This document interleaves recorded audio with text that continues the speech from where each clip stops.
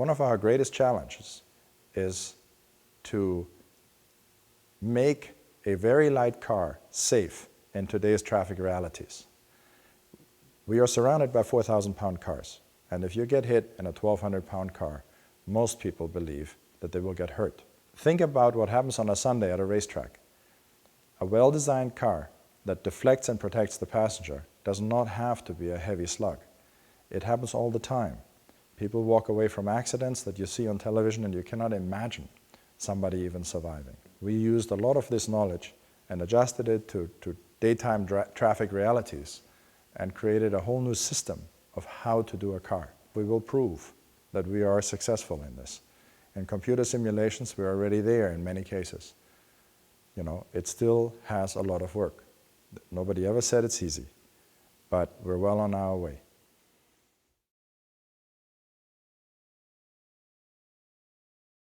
I don't think that the goal should be to just reduce.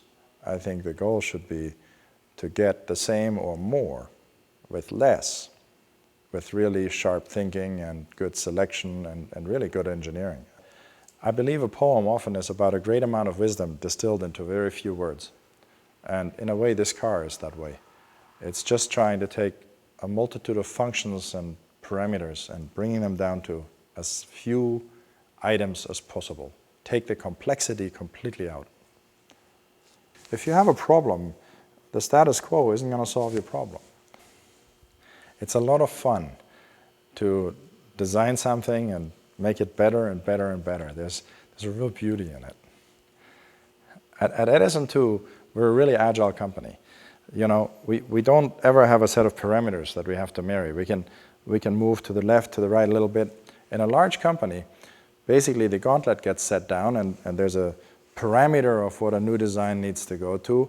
Basically what happens is managers and upper engineers make a decision of how to solve a problem without being involved. And then they tell other people to go do it. But they restrict the path forward. And a lot of times, because the path is restricted and because the path is costly, that costliness then closes the door on moving. And this is what's called legacy.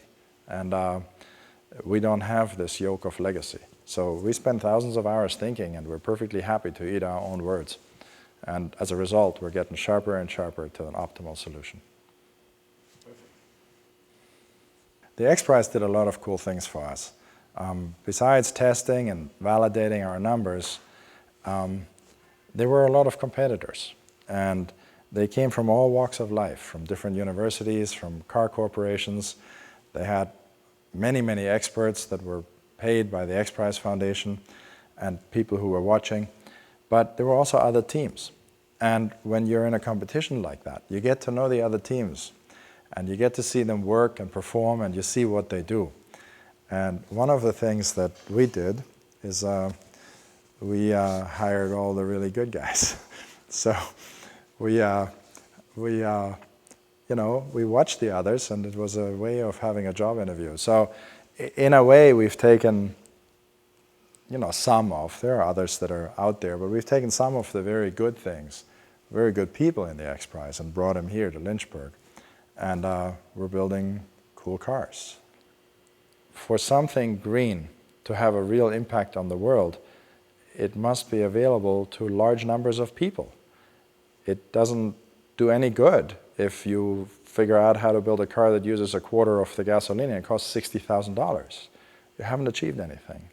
So this is all about creating something that uses a lot less, costs a lot less, and is available to a lot of people.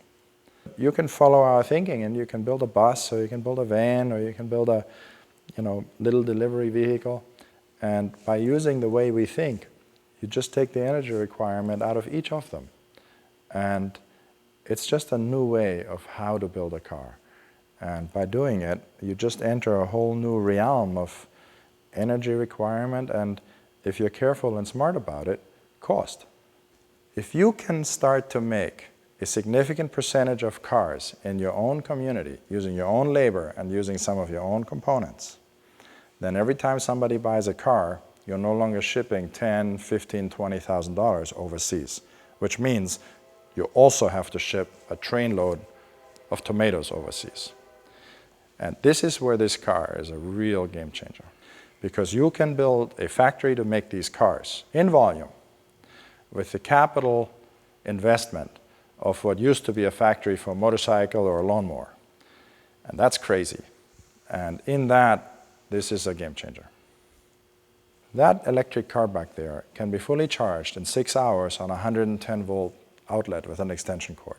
That has profound implications. When you start to get the energy requirement down to low numbers like that, you can actually have really usable electric cars. The whole upgrading of the infrastructure problem goes away. Nighttime electricity really suddenly has a home. And there are other technologies out there that most people aren't aware of. We know that an unlimited range electric car is absolutely within reach, technologically speaking. And that's a real game changer. These cars are a lot of fun to drive, and that's not to be underestimated, because if you want to be successful with something, you must sell it to people. And if people really like it, they tend to buy it and tell their friends to buy it. And that is absolutely the truth in these cars. Because they're so light, they're just so wonderfully agile. They're just a pleasure. You know, good people attract good people, good products attract good products. And I really like what I'm doing. I find myself speaking to a lot of very smart people and learning a lot. And, you know, in another 20 or 30 years, life's over. And, you know, having a really good trip is what it's about. And I'm having a really good journey.